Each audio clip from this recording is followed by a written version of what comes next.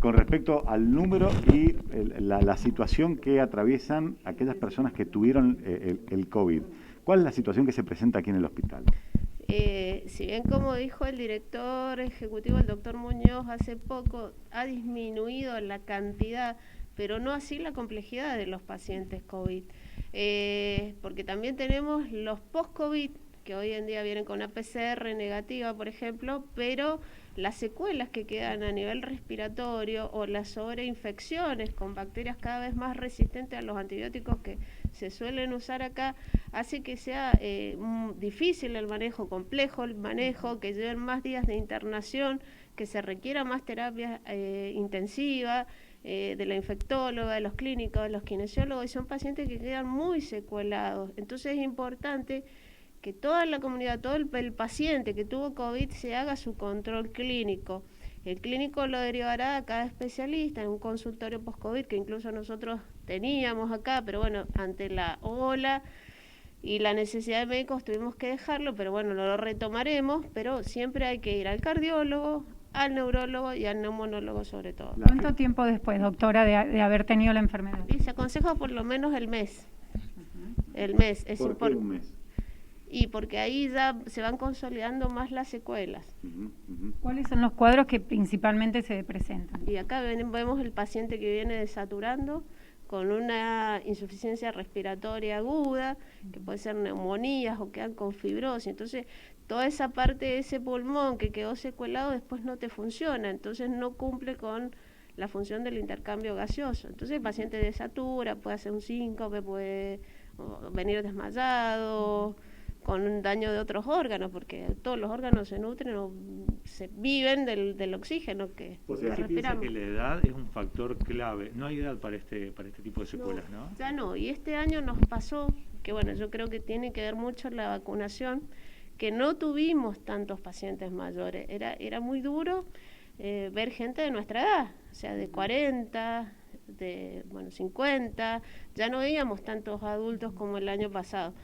Y gente joven que vos decías ya, por ejemplo, los hombres no importaba si eran con sobrepeso, con obesidad, ni nada de eso, sino era ya, y bueno, así de hecho perdimos muchos pacientes jóvenes, y ahora tenemos el tema de los adolescentes, que si bien no hay muchos casos descritos, nosotros hemos tenido un par acá en el hospital, que es el SIRS post-COVID, después entre los 20 a 40 días después de que el paciente, que creo que la doctora Lafi habló de eso, después de que tuvieron COVID ingresan con un síndrome de respuesta inflamatoria sistémica que por suerte dentro de todo nos ha ido bien, responden a la medicación, pero bueno, hemos tenido un par de adolescentes. ¿Qué pasa con las embarazadas?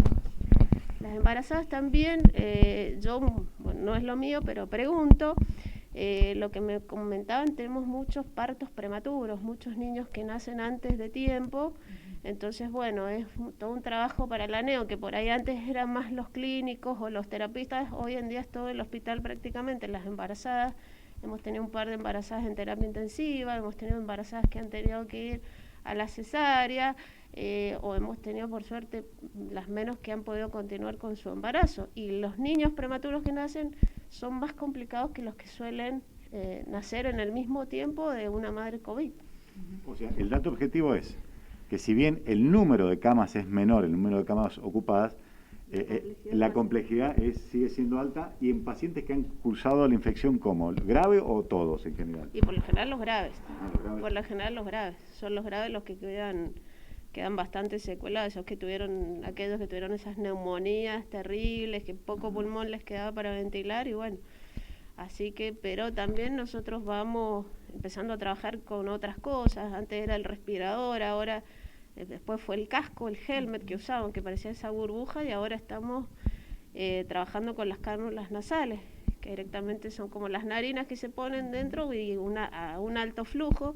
Se ha visto que andan bastante bien y evitamos que el paciente entre en el respirador. De estos pacientes que usted habla que vuelven, ¿no?, a ser atendidos, ¿han estado vacunados? ¿Han tenido la primera dosis o no?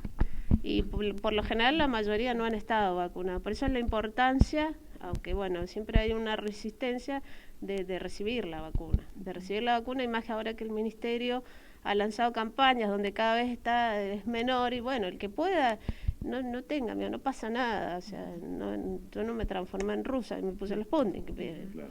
pero hay que vacunarse.